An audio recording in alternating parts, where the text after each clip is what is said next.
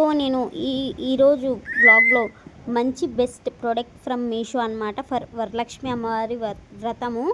మనకి కావాల్సిన ప్రోడక్ట్స్ అయితే నేనైతే ఒక ఇంపార్టెంట్ అయితే తీసుకున్నాను అనమాట, 3 ప్రోడక్ట్స్. సో మీకైతే చూపిస్తున్నాను. Let's open it.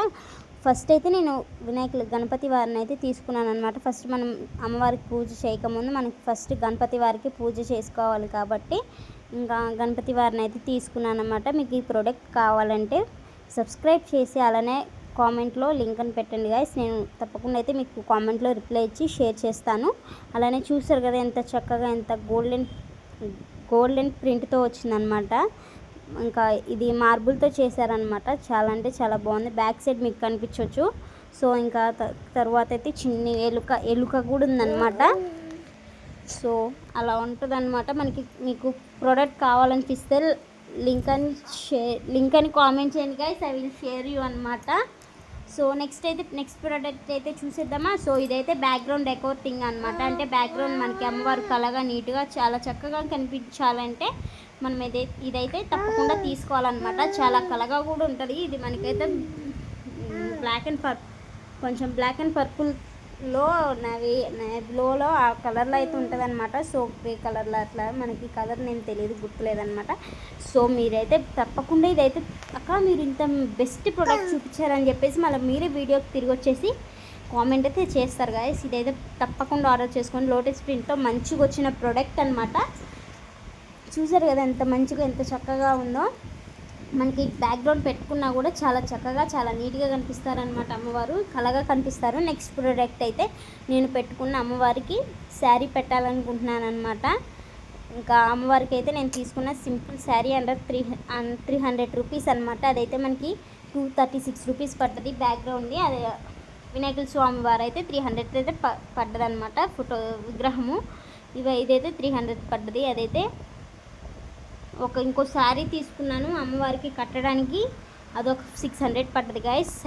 శారీ కూడా మీకు చూపిస్తాను. మీకు శారీ ఎలా కట్టుకోవాలి ఏంటని చెప్పేసి అమ్మవారికి అని మీరు చెప్పేస్తే నేనైతే తప్పకుండా అయితే వీడియో తీస్తాను. అలానే ఇప్పుడు సాయంత్రం కల్లా అప్లోడ్ చేసి మీకు అయితే పెడతాను గాయస్, అమ్మవారి చీర ఎలా కట్టాలి ఏంటని చెప్పేసి. ఇంకా నెక్స్ట్ మనకి కావాల్సిన వస్తువులు అనమాట. పసుపు, కుంకుమ, అలానే అమ్మవారి విగ్రహము లేకపోతే ఫోటో, లేకపోతే అమ్మవారికి మనం చీర కట్టుకోవాలనుకుంటున్నాం కాబట్టి మనకి అమ్మవారి ఫేస్ ఉన్నది, చేతులు, అలానే అమ్మవారి బాడీ అంతా మనకి ఉన్న సెట్ తీసుకోవాలి. లేకపోతే ఫేస్ సెట్ ఒకటి తీసుకొని దాని మీద కలశం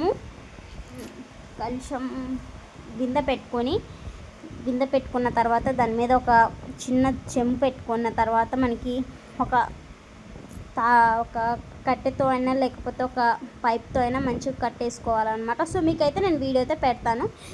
అమ్మవారికి కావాల్సిన ప్రోడక్ట్స్ అనమాట ఇవి. సో ఏంటివి అని చెప్పేసి మీకు చూపిస్తాను, చదివి వినేయండి. వరలక్ష్మి అమ్మవారి వ్రతానికి కావాల్సిన వస్తువులు ఏంటో పూర్తిగా చూపిస్తాను, వినేయండి గాయస్. సో ఫస్ట్ మనకు కావాల్సిన వస్తువు దీపం, తరువాత వరలక్ష్మి అమ్మవారి ముఖం లేదా అలంకరణ సెట్, నెక్స్ట్ కలశం, కొబ్బరికాయ, మామిడి ఆకులు, బియ్యం, పసుపు, కుంకుమ, పూలు లేదా పూలమాలలు, వరలక్ష్మి తోరణం, తర్వాత అమ్మవారి నగలు, అలంకరణ వస్తువులు, తర్వాత ముగ్గుపిండి, తర్వాత అగరబత్తీలు, కర్పూరం, తమలపాకులు, వక్కలు, పండ్లు, నైవేద్యం, కావాల్సిన సరుకులు, అమ్మవారికి చీర లేకపోతే జాకెట్ పీస్ లేదా అమ్మవారికి ముఖ్యమైనవి గాజులు, అలానే వరలక్ష్మి అమ్మవారి పూర్తి వ్రత కథ పుస్తకము కొనుక్కోవాలన్నమాట. ఎందుకంటే మనకి పూజ విధానం అయితే చెప్తారనమాట. తర్వాత అష్టోత్తరం పుస్తకము అని చెప్పేసి అది ఇస్తారనమాట. తర్వాత పూజ ప్లేట్లు, పంచపాత్ర, నెక్స్ట్ అయితే ఇవన్నీ నేను చెప్పాను కదా. మనకి చీర, బక్కలు, గాజులు, హారతి కర్పూరం బిళ్ళలు, అలానే పూలు, దీపం అన్నీ అమ్మవారికి మనకైతే తాంబూలంగా అయితే పెట్టాలన్నమాట. సో ఇదైతే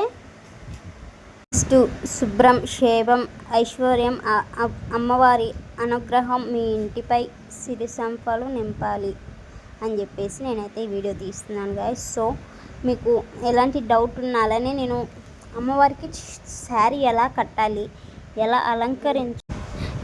అలంకరించుకోవాలి అనేది కూడా మీకు వివరంగా చెప్తానండి. సో మీకు ఈ వీడియో కనుక నచ్చినట్లయితే ప్లీజ్ సబ్స్క్రైబ్ చేసుకోండి. 500 సబ్స్క్రైబ్స్ టక్ చేసేయండి. అలానే మీకు నచ్చినట్లయితే లైక్ చేసి సపోర్ట్ చేయండి. మరొక